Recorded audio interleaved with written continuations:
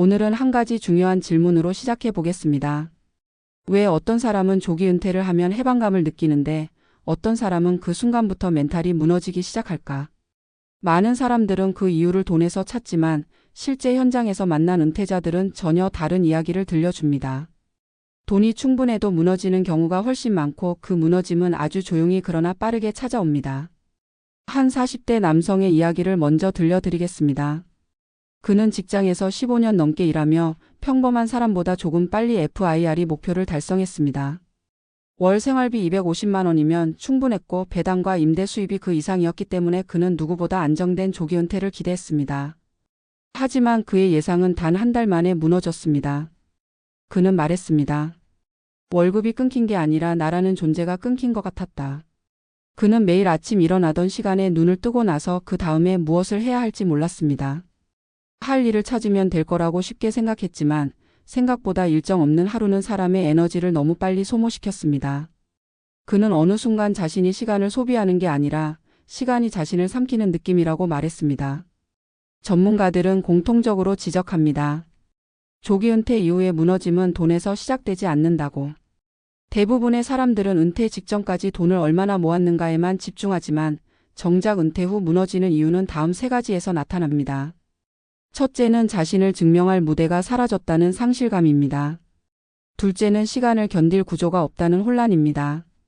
셋째는 관계의 무게가 하루아침에 달라지는 변화입니다. 이 세 가지는 어느 것 하나 돈으로 해결되지 않습니다. 오히려 돈이 넉넉한 사람일수록 나는 이렇게 준비했는데 왜 무너질까라는 충격이 더 크게 찾아옵니다. 40대 조기 은퇴자들에게서 특히 흔하게 발견되는 문제는 정체성의 공백입니다.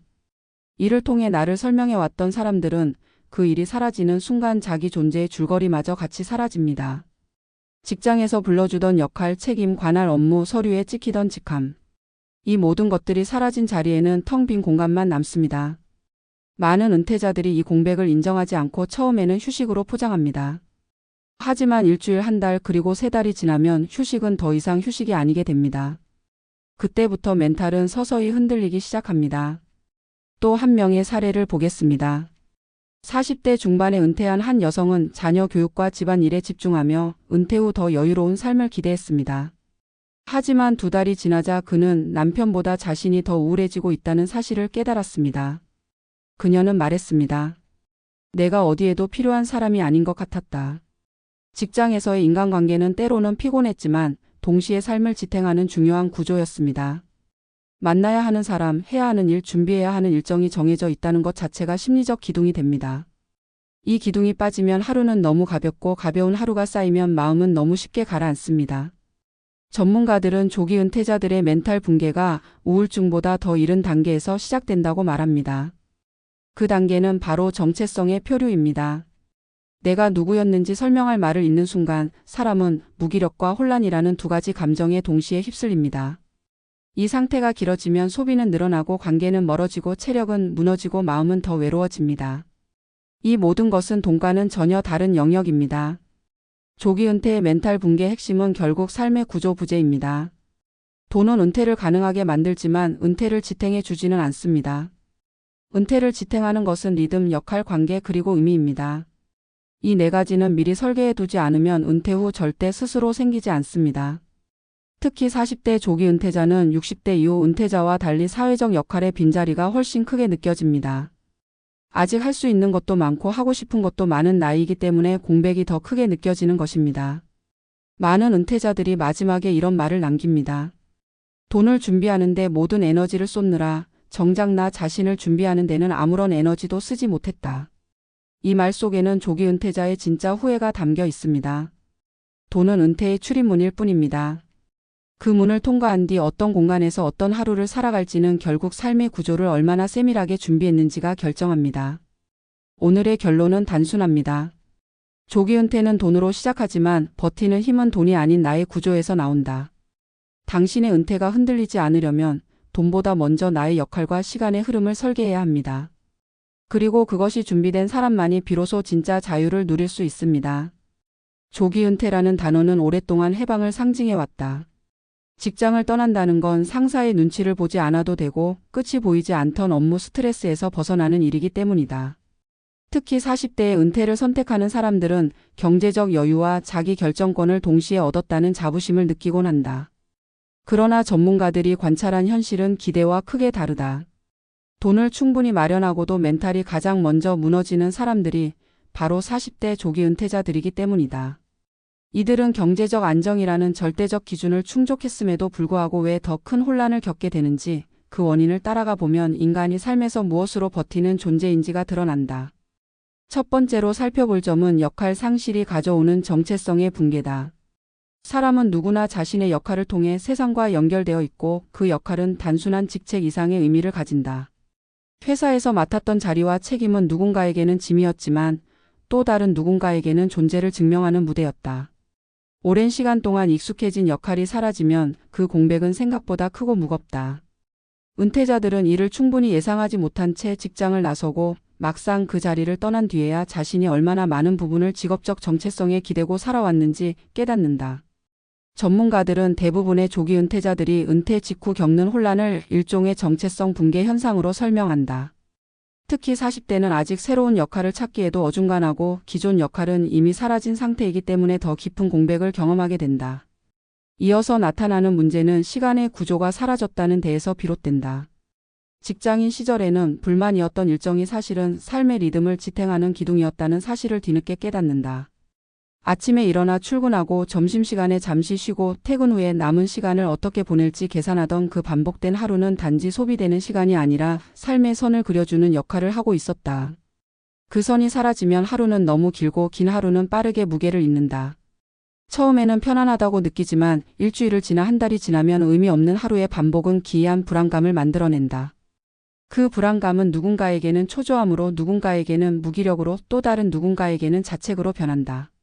시간은 누구에게나 공평하지만 그 시간을 어떤 구조로 소비하느냐에 따라 삶의 안정감은 극적으로 달라진다.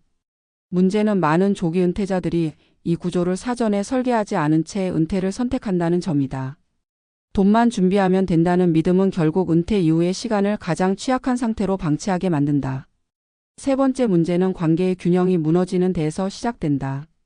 직장 생활은 인간관계의 피로를 만들어내는 동시에 유지해주는 역할도 한다.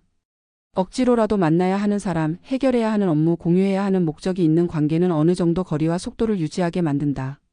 그러나 은퇴 후에는 이러한 균형이 순식간에 무너진다. 직장에서 자연스럽게 이어지던 관계는 빠르게 단절되고 남은 관계는 가족이나 극히 가까운 사람들 뿐이다. 사회적 연결이 줄어들면 관계의 압력이 가족에게 집중되고 이 압력은 생각보다 큰 갈등을 초래한다. 40대 조기 은퇴자들은 여전히 활동적이고 사회적 에너지가 남아있기 때문에 관계의 축소를 더 크게 체감한다. 내가 선택한 은퇴인데도 왜 관계는 더 어려워지고 마음은 더 외로워지는지 이해하지 못한 채 혼란을 경험하게 된다. 이러한 흐름 속에서 나타나는 또 하나의 문제는 생각보다 심각한 심리적 공백이다. 전문가들은 은퇴자가 겪는 심리적 부담이 단순한 우울이나 불안이 아니라 자기 효능감 상실에서 비롯된다고 말한다. 자기 효능감이란 내가 무언가를 해낼 수 있다는 자신감이며 인생을 움직이는 가장 중요한 심리적 동력이다. 직장에서는 해결해야 하는 문제가 명확하고 그 문제를 해결하면 성과가 보인다. 하지만 은퇴 후에는 그 성취의 구조가 완전히 사라진다. 해내야 하는 일이 없고 누군가가 나를 필요로 하지 않는다고 느껴지면 자기 효능감은 빠르게 낮아지고 낮아진 효능감은 다시 행동력의 저하로 이어진다. 이 악순환은 돈이 아무리 많아도 끊어낼 수 없다. 돈은 삶의 조건을 마련할 뿐 심리적 동력을 만들어주지는 못하기 때문이다. 시간이 흐를수록 조기 은퇴자들은 생활비보다 더 큰 문제를 마주한다. 바로 삶의 의미가 흐려진다는 점이다. 직장에서의 목표와 성취가 사라진 자리는 아무것도 채워지지 않은 빈 공간이 되고 이 공간은 사람을 지치게 만든다. 많은 사람들이 은퇴 후 취미를 찾으면 된다고 말하지만 취미는 역할을 대체하지 못한다. 취미는 시간을 채울 수는 있어도 의미를 채우지는 못한다. 의미는 누군가에게 필요하다는 감정, 내가 하는 일이 세상 바깥과 연결되어 있다는 감정에서 시작된다. 그러나 조기 은퇴자는 이 연결이 끊긴 상태에서 하루를 버티게 되고 시간이 길어질수록 공허함은 더 깊어진다. 그렇다면 해결책은 무엇일까? 전문가들은 입을 모아 말한다. 조기 은퇴는 재정 계획보다 삶의 구조 계획이 먼저여야 한다고. 삶을 지탱하는 구조는 돈이 아니라 리듬과 역할과 연결이며 이 세 가지는 절대 은퇴 후에 갑자기 생기지 않는다. 은퇴 이전에 어떤 역할을 새롭게 얻을 것인지, 하루를 어떤 리듬으로 보낼 것인지, 어떤 관계 안에서 살아갈 것인지를 명확히 설계해야 한다. 이 과정이 빠질 경우 아무리 많은 자산을 가지고 있어도 멘탈은 쉽게 무너지고 무너진 멘탈은 결국 재정에도 영향을 미치게 된다. 무기력은 소비를 늘리고 외로움은 충동적 행동을 만들며 정체성의 공백은 목표 없는 지출로 이어진다. 즉 멘탈의 붕괴는 결국 재정의 붕괴와 연결된다. 결국 조기 은퇴의 실패는 돈 때문이 아니라 삶의 구조가 비어있던 데에서 시작된다. 생활비가 안정적이어도 시간은 불안정했고 자산이 충분해도 정체성은 허약했다.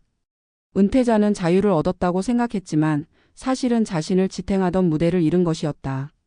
진짜 안정적인 은퇴란 돈으로만 준비되는 것이 아니다. 삶의 구조, 일상의 리듬, 사회적 연결, 새로운 역할이 함께 준비되어야 비로소 건강하게 유지된다. 돈은 은퇴를 가능하게 하지만 은퇴 후의 삶을 지켜주는 건 결국 나를 움직이는 내부의 구조다. 이 칼럼을 읽는 당신에게 마지막으로 전하고 싶은 메시지는 단순하다. 돈을 준비하는데 성공한 사람은 많지만 나를 준비하는데 성공한 사람은 많지 않다. 조기 은퇴는 돈이 아니라 삶을 준비하는 과정이며 그 준비가 갖춰진 사람만이 은퇴 후에도 온전한 마음을 지킬 수 있다. 자유는 돈으로 만들어지지만 행복은 삶의 구조로 유지된다.